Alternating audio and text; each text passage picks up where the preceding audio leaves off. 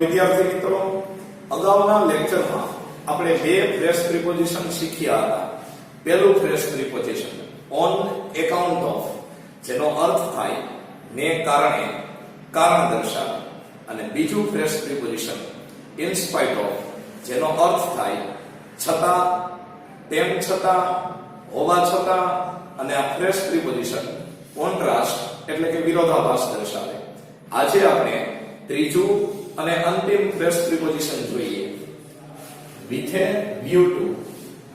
with a view to એનો અર્થ ના હેતુથી એવો થાય છે. જે વાક્યમાં with a view to આવે એ વાક્ય હેતુ દર્શાવે છે, એટલે કે પર્પસ દર્શાવે છે. with a view to નો સમાનાર્થી શબ્દ in order to થાય. એટલે આનો અર્થ એમ કે in order to એનો અર્થ પણ ના હેતુથી એવો થાય છે. હવે વાક્ય રચના લઈએ. પહેલા એક આખું વાક્ય આવશે. આખું વાક્ય એટલે કર્તા, ક્રિયાપદ, કર્મ, અન્ય શબ્દ, આ ચાર સ્ટેપ આવે એટલે આખું વાક્ય બને. તો સૌપ્રથમ વાક્ય રચનામાં એક આખું વાક્ય આવશે. પછી આજનું ગ્રામેટિકલ શબ્દ with a view to.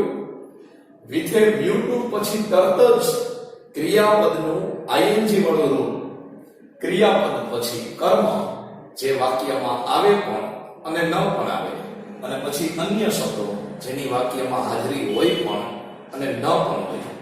તો મિત્રો, તમારે યાદ એટલું રાખવાનું કે with a view to એનો અર્થ ના હેતુથી થાય છે, એનો સમાનાર્થી શબ્દ in order to થાય, અને with a view to પછી તરત જ ક્રિયાપદનું ing વાળું રૂપ આવે.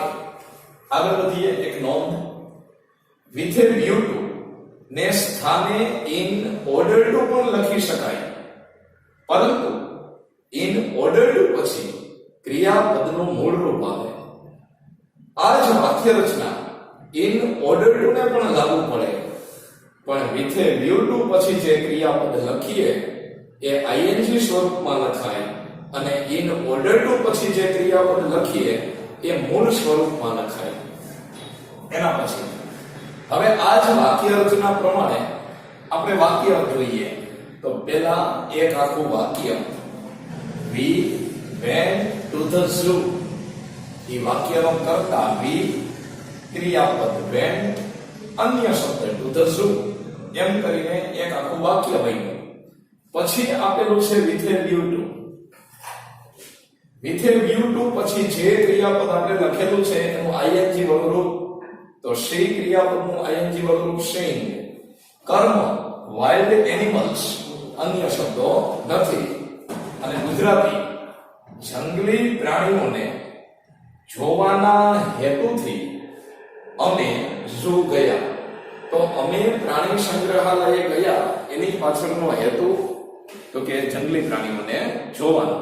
હવે આ જ વાક્ય રચનાથી આપણે બીજું વાક્ય જોઈએ. તો કે પહેલા એક આખું વાક્ય આવશે. she visited the library. કર્તા she, ક્રિયાપદ visited, કર્મ લાઇબ્રેરી, અન્ય શબ્દો નથી. તો લાઇબ્રેરી પાસે પ્રથમ વાક્ય પૂર્ણ થશે.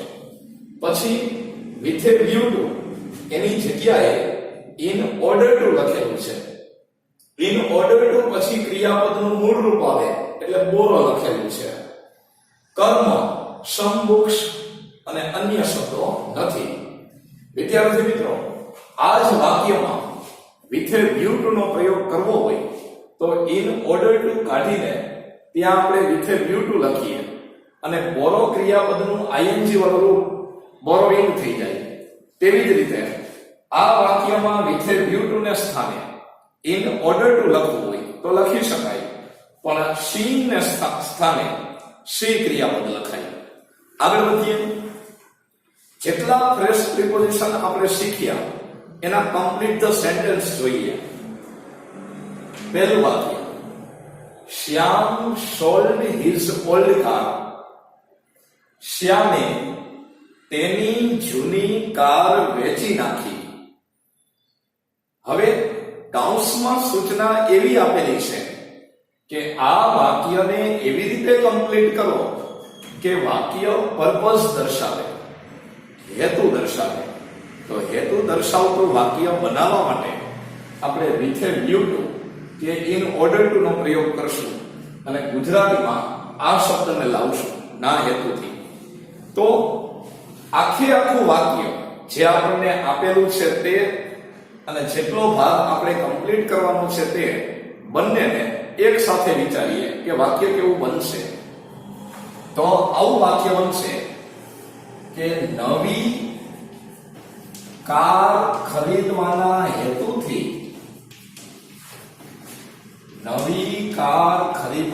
હેતુથી શ્યામે તેની જૂની કાર વેચી નાખી. વિદ્યાર્થી મિત્રો, આમાં આપણને કેટલો ભાગ આપેલો છે? તો પ્રથમ વાક્ય આપેલું છે શ્યામ સોલ્ડ હિઝ ઓલ્ડ કાર, એટલું આપેલું છે. શ્યામે તેની જૂની કાર વેચી નાખી એટલું આપેલું છે. હવે આપણે વિથ એ વ્યૂ ટુ અથવા ઇન ઓર્ડર ટુ બેમાંથી ગમે તે લખી શકીએ. તો આપણે લખશું with a view two. With a view two પછી ક્રિયાપદનું આઈએનજી વાળું રૂપ. તો ક્રિયાપદ કયું છે? ખરીદવું, જેને ઇંગ્લિશમાં કહેવાય બાય, અને એનું આઈએનજી વાળું રૂપ બાય.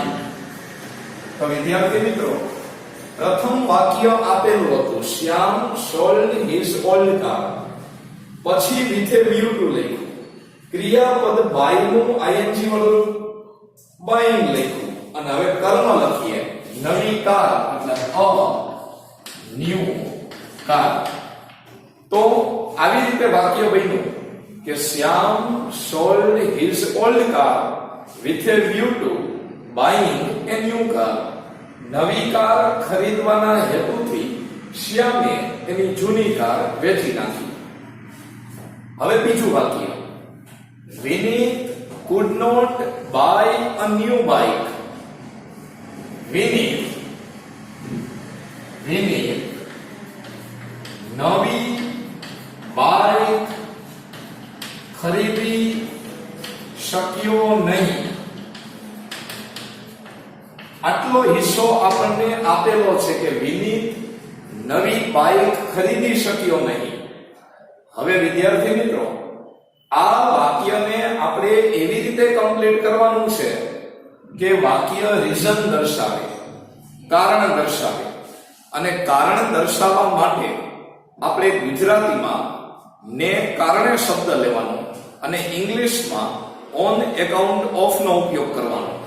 તો ને કારણે આ શબ્દને લઈને આગળનો ભાગ આપણે વિચારીએ. ખાલી જગ્યાને કારણે વિનીત નવી બાઇક ખરીદી શક્યો નહીં. તો કે આવું વિચારીએ, અપૂરતા પૈસાને કારણે વિનીત નવી બાઇક ખરીદી શક્યો નહીં. હવે આ વાક્યનું ઇંગ્લિશ કરીએ, જેમાં વાક્ય રચનાનો પહેલો ભાગ પ્રથમ વાક્ય એ આપણને આપેલું જ છે કે વિનીત could not buy a new bike. પછી રીઝન દર્શાવવા માટે આપણે લખીએ ઓન અકાઉન્ટ ઓફ, અને ઓન અકાઉન્ટ ઓફ પછી કા નામ લખાય કા નામ કૃદંત. આપણી પાસે નામ છે અપૂરતા પૈસા, તો એને ઇંગ્લિશમાં લખશું ઇન sufficient fund. તો પ્રથમ વાક્ય આપણને આપેલું હતું કે વિનીત could not buy a new bike. પછી વાક્ય રચના પ્રમાણે આપણે ને કારણે એટલે કે ઓન એકાઉન્ટ ઓફ આ શબ્દ લખ્યો. પછી નામ કે નામ કૃદંત લખવાનું હતું, એમાં આપણે નામ લખ્યું insufficient fund. અને જો નામ કૃદંત લખવું હોય તો અહીંયા ખાલી આઈએનજી વાળું રૂપ હેવિંગ લખવાનું. અપૂરતા પૈસા પાસે હોવાને કારણે, પાસે હોવું એટલે હેવ ક્રિયાપદ, પણ નામકૃદંતમાં આઈએનજી વાળું રૂપ લખાય હેવિંગ. ચાલો ત્રીજું, શ્રીમાન સોપારીવાલા. શ્રીમાન સોપારીવાલા સંતોષી નથી. Mister Sopariwala is not satisfied. શ્રીમાન સોપારીવાલા એ સંતોષી નથી. હવે તમને સૂચના એવી આપી છે કે આ વાક્યને એવી રીતે કમ્પ્લીટ કરો કે વાક્ય કોન્ટ્રાસ્ટ દર્શાવે, વિરોધાભાસ દર્શાવે. તો વિરોધાભાસ દર્શાવતું વાક્ય બનાવવા માટે આપણે ઇન્સ્પાઇટ ઓફ શીખી ગયા છીએ. અને ઇન્સ્પાઇટ ઓફ નો અર્થ કયો લેવાનો? છતાં, તેમ છતાં, હોવા છતાં. આ શબ્દને લઈને આપણે ગુજરાતીમાં વાક્યને વિચારીએ અને એ પણ વિરોધાભાસ દર્શાવે તેવું. તો આગળનો ભાગ વિચારીએ કે ધનિક હોવા છતાં, ધનિક હોવા છતાં શ્રીમાન સોપારીવાલા સંતોષી નથી. ધનિક વ્યક્તિ હોય એને સંતોષી હોવું જોઈએ, પણ આ વ્યક્તિ છતાંય સંતોષી નથી. એટલે બંને વાક્યો વચ્ચે કેવો ભાસ થયો? વિરોધાભાસ. હવે આ વાક્યનું ઇંગ્લિશ કરીએ. ઇંગ્લિશ કરીએ ત્યારે વાક્ય રચનાનું પાલન ખાસ કરવાનું. તો સૌ પહેલા આખું વાક્ય mister Sopariwala is not satisfied, પછી આપણો ગ્રામેટિકલ શબ્દ લખીએ ઇન્સ્પાઇટ ઓફ, અને ઇન્સ્પાઇટ ઓફ પછી નામ અથવા નામકૃદંત લખીએ. અત્યારે આપણે નામકૃદંત લખીએ કે ક્રિયાપદનું આઈએનજી વાળું રૂપ બીંગ, હોવું, એને ઇંગ્લિશમાં બી કહેવાય, અને એનું આઈએનજી વાળું બીંગ, અને સાથે જોડાયેલો શબ્દ ધનિક એટલે કે રીચ.